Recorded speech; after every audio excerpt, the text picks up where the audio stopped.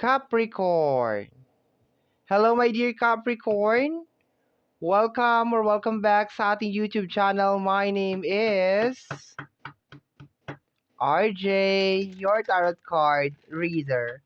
At ang gagawin po natin ngayon is yung ating daily reading para po ito sa araw ng July 19, 2026. Titingnan po natin kung ano mga eksena, kaganapan at kung ano-ano pa na maaari mong makasalubong sa araw na ito. Pero before po tayo magpatuloy or mag-start ng ating reading, hayaan niyo po sana na kunin ko itong pagkakataon na ito na magpasalamat. Maraming salamat po sa ating mga abangers. Hello my dear, thank you very much. Maraming salamat po sa walang sawang pag-aabang at paghihintay ng inyong mga readings. And gusto ko rin pong kunin itong pagkakataon na ito na magpasalamat po sa ating mga bagong subscribers. Hello my dear, welcome po sa ating channel. I hope na mag-enjoy po kayo dito at sana yung mga readings na ginagawa ko ay nakakatulong po sa inyo or nakakatulong po sa ating lahat. Okay, my dear Capricorn, silipin natin kung anong meron sa araw na ito. July 19, 2026, 9 cards in total.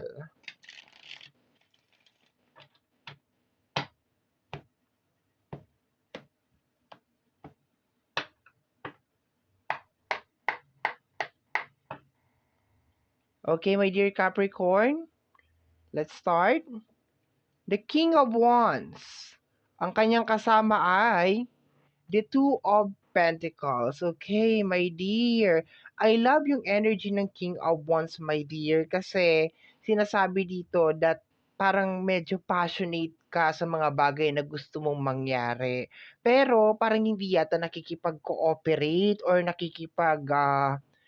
kasundo si Two of Pentacles. Kasi lalo na may dear kung ang mga bagay na gusto mong gawin ngayon ay merong involved na pera, medyo tagilid tayo my dear. Kasi kung makikita mo naman dito si Two of Pentacles, 'di ba? Nagbabalance siya dito ng kadatungan at ng kaperahan. So, kung meron kang mga bagay na gusto mong gawin ngayong araw na ito na may kinalaman sa usapin ng ano daw, ng pinansyal, okay? Kung may kinalaman sa usapin ng pinansyal, my dear, possible na hindi siya mangyari ngayong araw na ito, okay? Pero siguro kung meron mga action, for example, meron ka lang mga ililipat, meron ka lang mga bubuhatin, meron ka lang mga, alam mo yun, connected lang, yung mga madali lang, walang involved masyado na pera, my dear. Pwede yan ngayong araw na ito. Pero kung may kinalaman sa pera, like meron ka mga bibilhin, meron ka mga pupuntahan, kinakailangan mo sumakay, kinakailangan mo ng ganito, ng ganyan, ng ganon, especially yung mga mayroong mga bibilhin, my dear, medyo tagilid ngayong araw na ito. Actually, itong araw na to is more on parang maghigpit tayo ng sinturon. Okay? Balance, budget, okay? Pero kung siguro kung maglilinis ka lang ng bahay, 'di ba? Pwede, 'di ba? You will be very energetic ngayong araw na ito. Talagang you will get the job done. Pero kung may involved na pera, my dear, I'm sorry to say, medyo kasi Two of Pentacles ang naging partner eh. O, kung naging Nine of Pentacles to, ay nako, panalo. Okay? Let's go tayo, my dear Capricorn. Next card tayo is the Three of Cups. Okay? Ang Three of Cups is connected sa energy ng celebration. Okay? So, mga small celebration, siguro maliliit lang. Hindi naman to bongga, hindi naman to explosion na celebration. Pero kagaya na sinabi ko, my dear, 'di ba? Pwede naman mag-celebrate, 'di ba? 'Di ba? Walang pera. Ay, double celebration. Okay. So, ano nangyayari dito, my dear? Puwede ka daw mag-celebrate naman, eh, kahit small ano lang, kumbaga parang small celebration lang, okay? Kasi double 'to, eh, double accomplishment 'to. Mm. Siguro hindi ka siguro puwedeng magpabongga ngayong araw na 'to, my dear. Okay, small step lang tayo, one step at a time, okay? Oh, for example, pagkatapos mong maglinis, general cleaning ng bahay, oh, 'di ba? puwedeng magluto ng masarap na ulam, 'di ba yung mga gano'n? Basic lang, simple-simplehan lang natin my dear, basic lang, okay? And 'wag mo masyadong panggigilan my dear, okay? Lalo na kung may kinalaman sa pera, 'no? Huwag masyadong panggigilan. Kumbaga parang try to enjoy yung process, my dear, okay? Kasi nakukuha ko ngayong araw na 'to, nakuha mo yung Three of Cups at saka Six of Wands. Gusto mo talaga ano, parang may celebration ngayong araw na 'to. Dapat may something, may ganap ngayong araw na 'to, my dear. Pero sad to say, dahil sa energy lang ng Two of Pentacles, ha. Eto ang lakas ng energy ng Two of Pentacles natin, my dear. Eto kasi, my dear, 'pag lumabas 'to automatic may problema sa usapin ng pinansyal, 'no? Kailangan moderate lang tayo, okey? Hindi naman 'to as in mabigat, pero hindi ka puwede, my dear, na gumawa ng mga big action ngayong araw na 'to. Bibili ako ng flat screen TV, yung mga gano'n, hindi, 'no? So, dapat moderate lang ngayong araw nito. Bibili ako ng Ferrari, yung mga yung mga gano'n. Hindi puwede ngayong araw na 'to, my dear. Ilipat na lang natin 'yan sa ibang araw, my dear. Siguro target natin ng November, 'di ba, mga gano'n. November, December, 'di ba, para pumapasok na yung mga Christmas bonus, yung mga ganyan, okey? Wag mo na ngayon, my dear. Pero magiging ano 'tong araw na 'to, let me say like, let us say moderate lang 'tong araw na 'to, okay? Wag mo masyadong panggigilan, ha. King of Wands, aggressive 'yan minsan si King of Wands, okay? Next card natin is the energy of the Nine of Sword, okay? Ay, Nine of Sword, Five of Sword, sorry naman, okay? Bakit nakukuha ko si Nine of Sword, okay? Five of Sword, okay. Ang Five of Sword is energy of abandonment, okay? So, there's a tendency, my dear, na kung meron ka ring mga gagawin talaga and kailangan mo ng support galing sa ibang tao, parang ang hirap makakuha ng support system ngayong araw na 'to. Lalo na, maging pagpakatotoo tayo, my dear Capricorn, lalo na sa usapin ng pera. Aminin, aminin, 'di ba? Kahit ultimo kaibigan mo na, kapamilya mo na, 'pag nilapitan mo na may kinalaman sa usapin ng pinansiyal, 'di ba, ayaw. 'Di ba, ang daming alibay, 'di ba? Kahit sabihin mong babayaran naman kita, ayaw, 'no? This is energy of abandonment. Okay, we have here the energy of the Moon card, energy ng sadness, okay?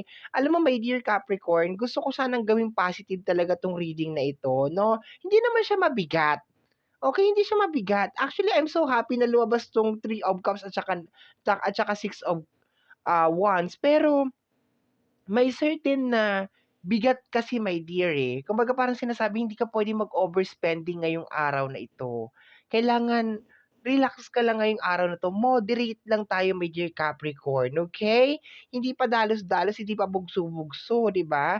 Kasi 'pag sinuggest ko naman sa'yo na go, go, go, baka naman ang gawin mo naman, my dear, mangutang ka naman, 'di ba? 'Di ba, hindi maganda din mangutang ngayong araw na 'to, ha. This is not a good day para mag-ano, 'di ba? Sa energy ng Five of Sword at saka Moon card, my dear, parang meron ka kasing gustong mangyari dito sa energy ng dalawang card na 'to. Parang meron kang pinu-push, okey? Kaso ang problema, parang hindi pa sabihin na lang natin, hindi pa ito yung panahon para doon, okey? This is not the right time, my dear Capricorn, para i-push natin kung ano man 'tong bagay na ito, ha? So, relax lang, okay? Kalma lang, my dear, okay? Last two cards natin is the energy of the Eight of Sword, o 'di ba?